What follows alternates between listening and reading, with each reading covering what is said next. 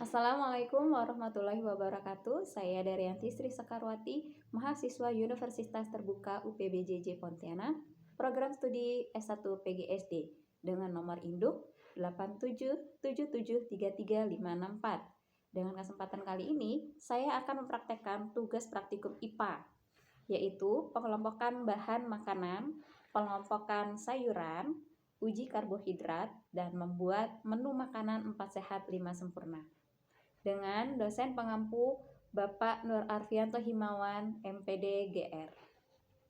Dengan alat dan bahan yang kita siapkan adalah 1 buah piring, 2 beberapa macam bahan makanan. Prosedur percobaan yang pertama yaitu kumpulkan beberapa jenis makanan. Kedua, kelompokkan masing-masing bahan makanan tersebut ke dalam kelompok karbohidrat, protein, lemak, dan vitamin. Dan ketiga, catat semua data masing-masing kelompok itu ke dalam kolom yang sudah disediakan pada lembar kerja. Yang keempat, simpulkan apa yang dapat diambil dari percobaan ini.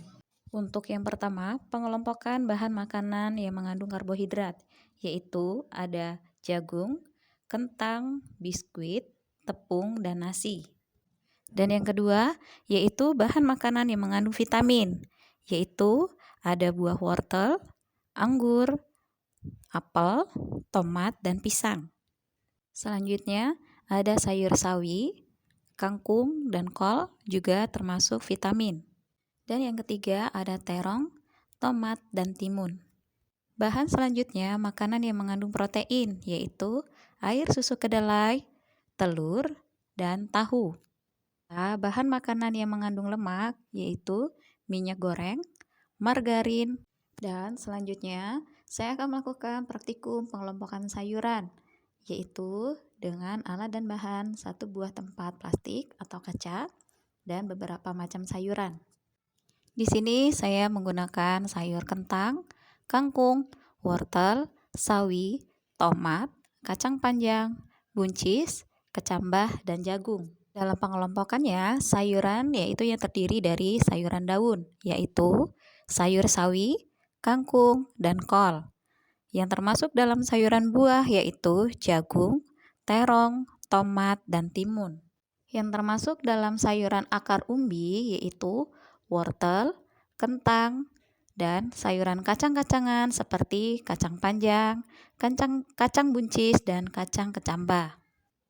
Dan selanjutnya saya akan melakukan uji coba dalam uji karbohidrat, yaitu dengan alat dan bahan yang pertama 1 buah piring, 2 buah pisang yang diiris, ketiga buah apel yang diiris, yang keempat adalah nasi, yang kelima telur rebus bagian putihnya saja, yang keenam tahu iris atau tahu putih yang diiris, yang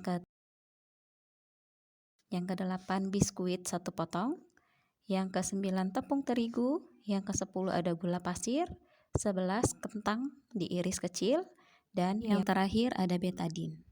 Dan dalam prosedur percobaan yaitu semua pengamatan harus dicatat dan atau digambar langsung dalam lembar kerja yang diperuntukkan bagi percobaan ini. Lalu, susun semua makanan dan diberi nama bahan-bahan makanan yang akan diuji di atas piring tersebut. Setelah itu, tetesi 1 per 1 bahan makanan dengan 2-3 tetes larutan yodium atau betadin. Dan perhatikan dan catat perubahan warna pada bagian makanan yang ditetesi larutan tersebut. Pada hasil tetesan atau uji karbohidrat, yang pertama ada biskuit yang ditetesi dengan 2-3 tetes betadin. Dia akan berubah menjadi ungu atau kehitaman. Lalu ada nasi, ada pisang, ada tahu, dan ada garam. Lalu ada apel, ada gula, dan tepung, serta telur putih. Dan tampak jelas di sini nasi yang dipenyet nampak ternyata sangat hitam. Lalu pisang tidak berubah.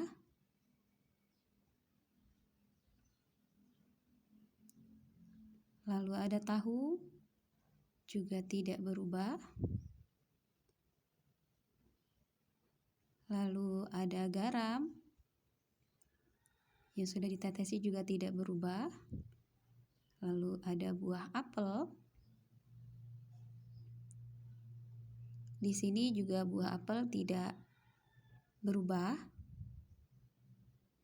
Lalu ada gula juga tidak berubah. Namun tepung yang sangat berubah menjadi warna hitam betadinnya. Di sini menunjukkan bahwa tepung juga termasuk karbohidrat. Di sini ada putih telur juga. Ya, tepung masih berubah menjadi hitam.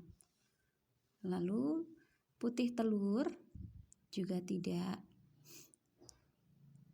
ya. Putih telur tidak berubah menjadi hitam. Lalu di sini ada biskuit, langsung berubah menjadi hitam warna betadinnya. Di sebelahnya ada nasi, juga berubah menjadi hitam larutan betadinnya. Di sini menunjukkan bahwa nasi adalah memang bahan pokok karbohidrat.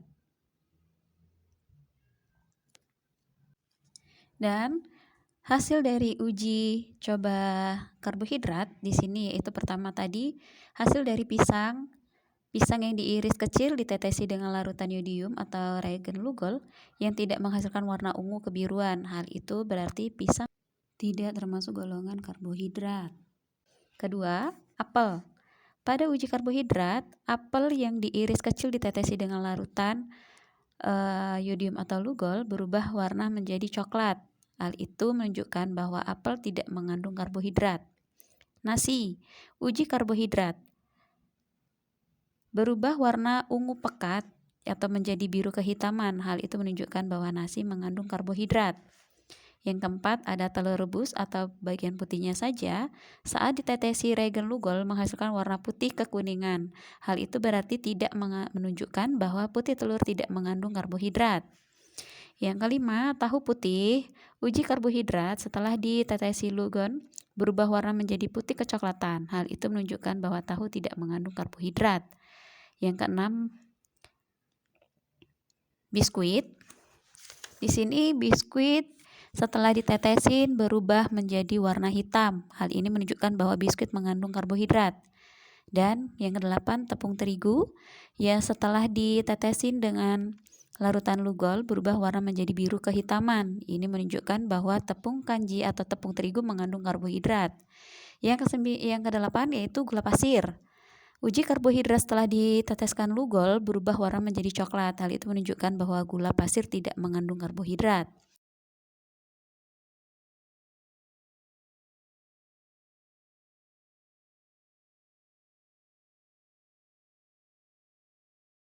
Dan untuk uji coba selanjutnya yaitu membuat menu makanan berdasarkan 4 sehat 5 sempurna.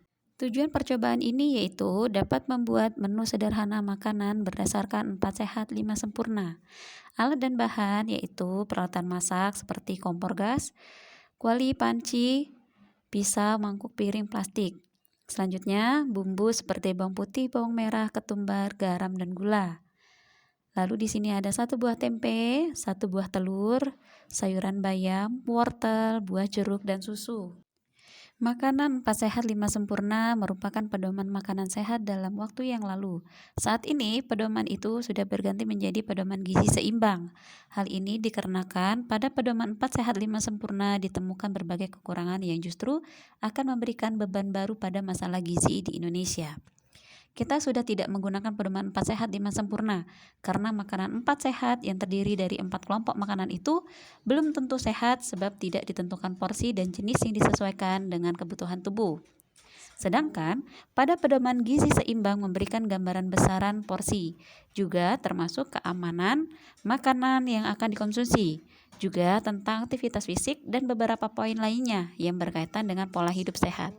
Selain itu, makanan 5 sempurna berupa susu ditempatkan khusus padahal susu adalah sumber protein yang dalam pedoman gizi seimbang disatukan dalam kelompok sumber protein hewani bersama dengan ikan, telur, dan daging. Sekian hasil praktek hari ini dari saya. Terima kasih dan wassalamualaikum warahmatullahi wabarakatuh.